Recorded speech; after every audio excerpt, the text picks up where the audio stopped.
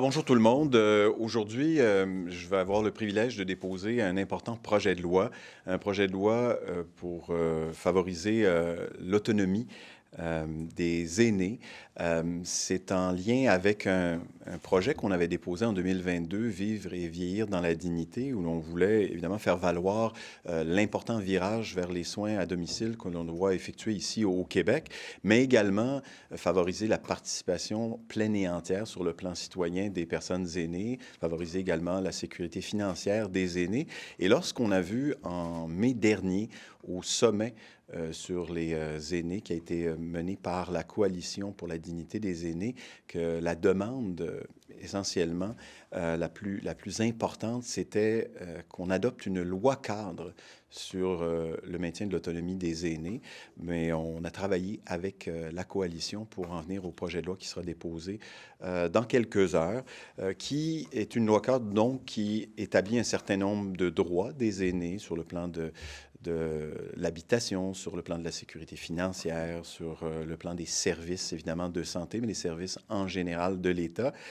Certains principes également, certaines orientations, dont l'adoption d'une stratégie et de plans d'action pour s'assurer que l'État réponde de façon à pouvoir favoriser la pleine et entière autonomie des personnes aînées, leur participation le plus longtemps possible de façon active dans la société québécoise. On en reparlera un peu plus tard là-dessus avec mon collègue Pascal Paradis. On est prêt à répondre à vos questions d'actualité.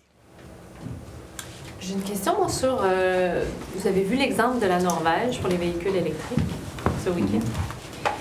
J'aimerais savoir, le Parti québécois, sa position sur imposer une surtaxe sur les véhicules énergivores. Est-ce que ça, vous êtes en faveur de ça ou pas?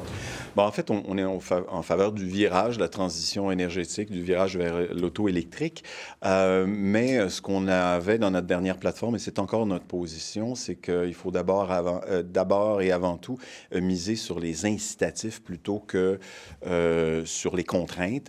Et lorsqu'on veut, par exemple, favoriser l'achat de véhicules électriques, il faut encore qu'ils soient accessibles sur le plan financier, sur le plan des inventaires, par exemple. Donc, utiliser davantage la carotte que le bâton, c'est ça la position du Parti québécois à l'heure actuelle. De bonus-malus, il pourrait y avoir un malus sur les voitures à essence. Ça ne vous empêche pas de mettre un incitatif. Exactement. On est davantage du côté du bonus à l'heure actuelle. Juste bonus, pas de malus. Tant et aussi longtemps que l'industrie. Puis d'ailleurs, là où il y a une pression très forte actuellement, c'est pour ralentir le virage. Évidemment, si on lance le message à l'industrie qu'on peut encore fonctionner avec la voiture thermique pendant 10 ans de plus, mais ça va certainement ralentir le virage. Alors nous, on veut, par exemple, on nous a posé la question il n'y a pas si longtemps, est-ce que vous seriez prêt à reporter l'échéance de 2035? Absolument pas. Si on ne se donne pas des objectifs, des cibles à atteindre, évidemment, on n'y arrivera jamais. Seriez-vous prêt à la devancer? Non, je pense qu'on est quand même en 2025, dans quelques semaines. Une dizaine d'années pour faire un virage comme celui-là, c'est pas trop. Mais en même temps, ça nous semble réaliste. Le crédit d'impôt pour les véhicules électriques qui disparaîtra bientôt, vous pensez quoi de ça? On avait réagi en se demandant si, effectivement, on n'allait pas justement à l'encontre. On a d'une part une politique qui dit qu'il faut faire le virage, on a un objectif à atteindre, et d'autre part, on enlève les incitatifs pour que les gens le fassent davantage. Donc, qui va faire le virage? C'est les personnes qui sont davantage en moyen.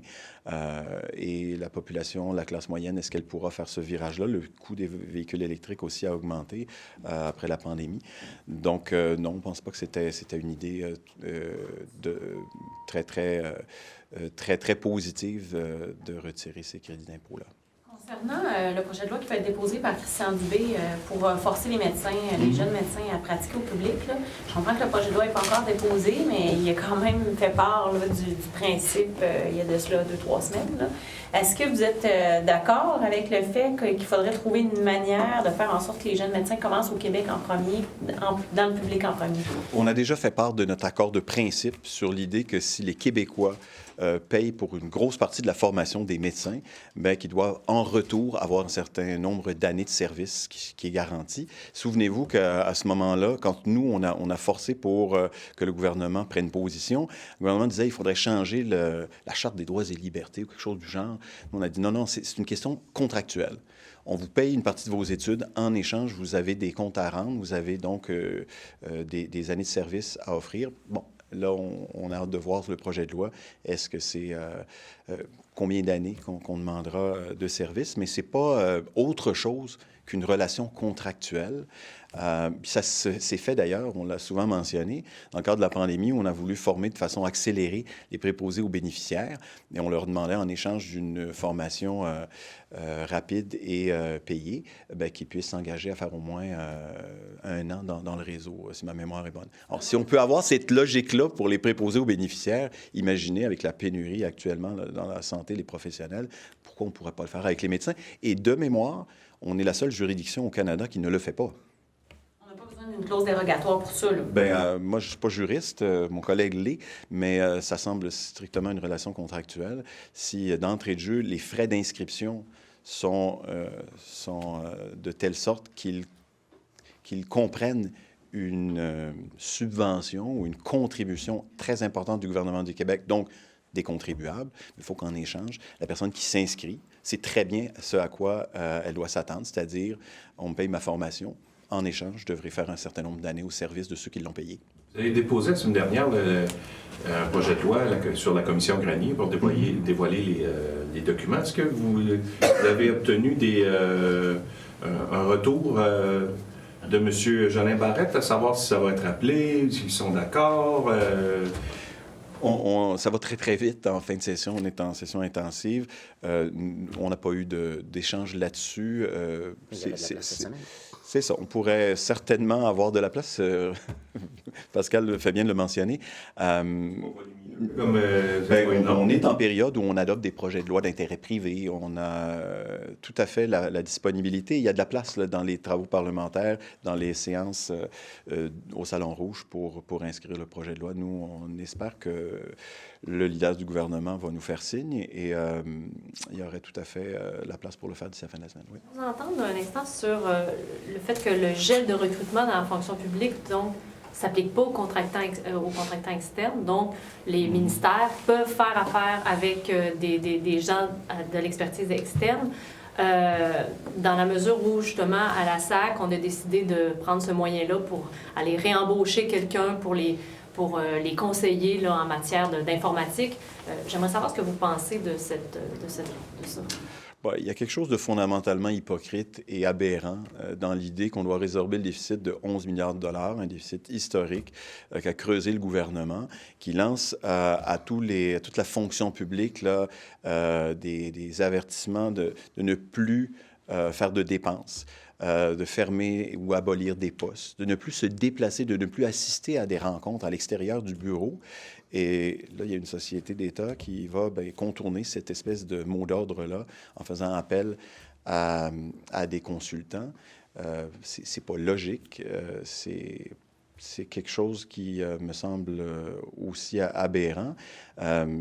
Je ne vois pas où ça nous mène essentiellement parce que c'est toujours le contribuable qui va payer pour ces dépenses-là de toute façon et ça risque de coûter plus cher de toute façon. Sur la sécurité. Peut-être juste une précision là-dessus parce que, corrigez-moi, mais vous avez quand même déjà télégraphié votre intention de réduire la bureaucratie. Donc, on pourrait penser que si on réduit la bureaucratie, on veut faire appel à des expertises externes. Donc, est-ce que vous empêcheriez... Non. Mais là, on a une période actuellement, c'est lié au contexte d'optimisation des dépenses gouvernementales.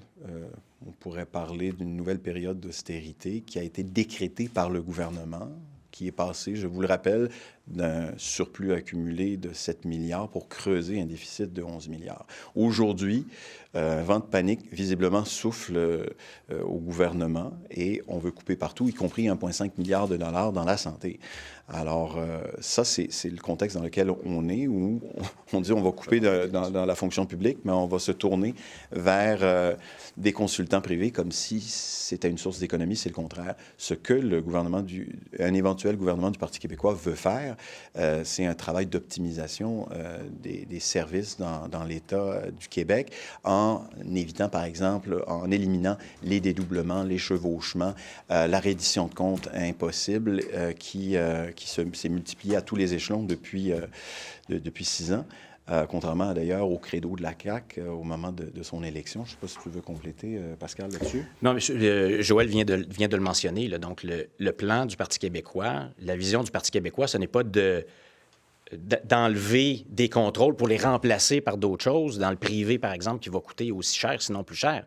C'est de faire une analyse de ce qui se passe actuellement, ce qu'on a vu, la croissance énorme du surcontrôle, du surrapportage, de la surbureaucratie pour protéger essentiellement l'image du gouvernement sans qu'aucun service public ne soit livré en contrepartie. C'est ça, la vision du Parti québécois là-dessus. Donc, ce n'est pas lié à ce que vous posiez là, comme question. Vous aviez l'air de vouloir ajouter quelque chose? Non? OK.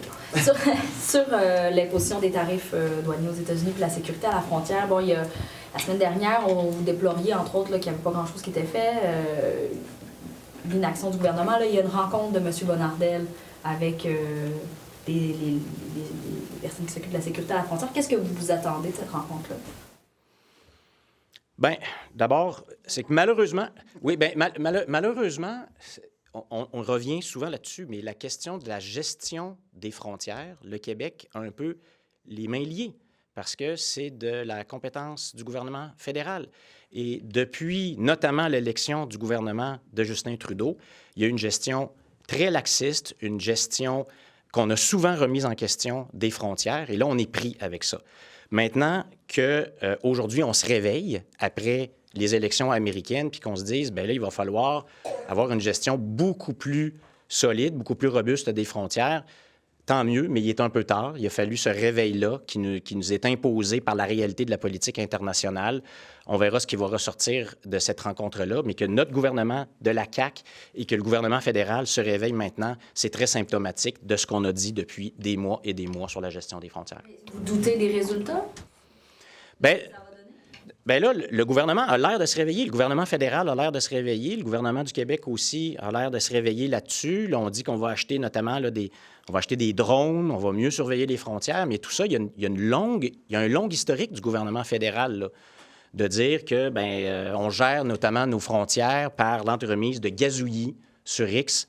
C'est ça. Non seulement c'était une politique mal avisée pour ici, pour le Canada et pour le Québec, mais c'est ça que ça a donné comme impression à nos voisins puis à l'échelle internationale, que c'est une gestion laxiste. Alors, oui, des mesures. Vraiment dommage que ça arrive parce que nos voisins du Sud nous y obligent. Ils ont un peu raison de nous obliger? Nous, on le dit depuis des mois, que des frontières, ça se gère avec de la prévisibilité, de la planification, des politiques publiques qui ont du bon sens, et c'est pas ça qu'on avait. C'était une vision laxiste, une vision qui dépendait d'une idéologie avec un gazouillis du premier ministre du Canada qui a dit « Bienvenue tout le monde ». Puis là, après ça, on a toléré, on a presque institutionnalisé des entrées indignes, illégales, là, parce qu'on obligeait des gens à venir en sandales traverser le chemin Roxham en plein milieu de l'hiver. Bien, c'est ça que ça a donné. Là. C'est toute une politique. C'est pas juste, oui, les drones, très bien, mais c'est toute une vision de la gestion des frontières, de la gestion de l'immigration qui a commencé en 2015. Et là, il faut corriger ça à vitesse grand V parce qu'il y a eu une élection aux États-Unis. Aussi, en fait, un gazouillis qui pour tout ce qui se passe actuellement. Donc, je fais des deux côtés. Mais ma question aussi, c'est, parce que c'est beaucoup la question, au fond, du Canada vers les États-Unis, ce que M. Trump parle, c'est-à-dire les transferts d'immigrants irréguliers et de drogue. Ça devrait pas être aux États-Unis de gérer leurs frontières pour empêcher ça, comme nous, on gère nos frontières pour empêcher que des gens des États-Unis viennent vers le Canada et vers le Québec. Une gestion de frontières, c'est toujours bilatéral ou multilatéral. Très vrai. Maintenant, la partie qui appartient au Canada et malheureusement pas au Québec, c'est de s'assurer qu'on a une politique raisonnable sur la question des visas, sur la question des contrôles à l'arrivée, sur la gestion de la sécurité des frontières. Et c'est ça qu'on n'a pas eu au fil des dernières années. Et ça a un impact sur les arrivées et les sorties de personnes et de produits et de matériel des deux côtés. Donc, nous, on a nos responsabilités ici, on doit s'en occuper. On s'en est mal occupé dans les dernières années. Le gouvernement fédéral s'en est mal occupé dans les dernières années. Et aujourd'hui, bien, on est obligé de corriger ça d'urgence parce qu'il y a eu une élection qui amène un nouveau gouvernement aux États-Unis. Cette blague là, ou ce commentaire qui aurait été fait de M. Trump à l'effet que le Canada avait juste à devenir le 51e État des États-Unis, ça vous dit quoi sur les relations? Est-ce que Justin Trudeau a été convié à un dîner de con pour reprendre les propos de certains analystes? Ça a été rapporté par Fox News. Est-ce que c'est vraiment ça qui a été dit ou pas? Je ne sais pas si un jour on va le savoir, mais on trouve ça intéressant, nous, de voir que Dominique Leblanc là, se vante et raconte plein d'anecdotes sur ce qui s'est passé lors de ce souper-là, mais ne mentionne pas celle-ci, si de fait elle a été dite. Donc, j'espère que ce n'est pas une illustration de la façon dont on est considéré par le président élu aux États-Unis. Mais pour nous, en tout cas, on en prend bonne note. Si vous permettez, je vais aborder un autre thème, parce que je m'en voudrais. Le point de presse va tire à sa fin. Et je voudrais témoigner de mon indignation par rapport à ce qui se passe à Montréal lorsqu'on est en train de déplacer des personnes itinérantes qui sont déjà sans logis. On met à la rue des gens qui sont déjà à la rue. Et ça se produit 3 jours après la tenue des États généraux sur l'itinérance au Québec. Je pense que ça témoigne d'une espèce de faillite de nos instances gouvernementales à tous les paliers. Et moi, quelque part, là, ça me fait mal au cœur de voir qu'on se lance la balle aujourd'hui. Qui a pris la décision? Il n'y a pas d'alternative. C'est l'hiver qui arrive. Je ne comprends pas qu'on joue dans le même film à chaque année, mais qu'on le fasse 3 jours après avoir assisté à des États généraux où on souhaite un travail transpartisan et à différents paliers, différents secteurs, incluant le secteur communautaire, pour trouver des solutions qui soient humaines, qui respectent la dignité des gens. Une question peut-être sur la caisse, les investissements en Inde, je ne sais pas si vous avez vu ça passer. Est-ce qu'on devrait demander un examen quelconque des pratiques de la caisse de dépôt en Inde? Ça, je vais vous revenir là-dessus, là. On the bill coming out this afternoon from Minister Dubé, I understand you don't know the bill's contents, but on the principle of trying to get doctors who study in Quebec to practice in Quebec, is this something you agree with? Well, as far as we know, we're the only province that doesn't have this as part of the contract. We pay as contributors, as taxpayers, a huge part of the education of doctors, for example, and not to make it part of the deal that they practice in the public system for a number of years doesn't make sense to me. So it's about time that we do so, and seeing how doctors are fleeing the public system, it's time to intervene. It's time to go ahead with this bill, and I hope the bill will actually, change the mood, and we absolutely need more resources in the public system, and I think it's a matter of getting your money's worth when it comes to educating our doctors. And obviously there's an individual commitment, but there's also a social contract that they sign when they sign up. We know how, in order to be accepted in one of the universities with a medical program, you've got to go through a certain number of steps. Not everyone can, make it. So it's a privilege, but the privilege comes with responsibility. Do you think that this is the right way to get doctors to stay in Quebec, though, or should there be other changes in terms of working conditions as well? Well, I think we have to promote and encourage doctors to or young students to go for medical practice as general practitioners because we need them, and obviously it's a better pay and somewhat seen as more prestigious to be a specialist, but we need more general practitioners. So there is work to do, and when the government every so often, about every 3 months, goes at war with the general practitioners, that doesn't help. So that's one of the things we should change.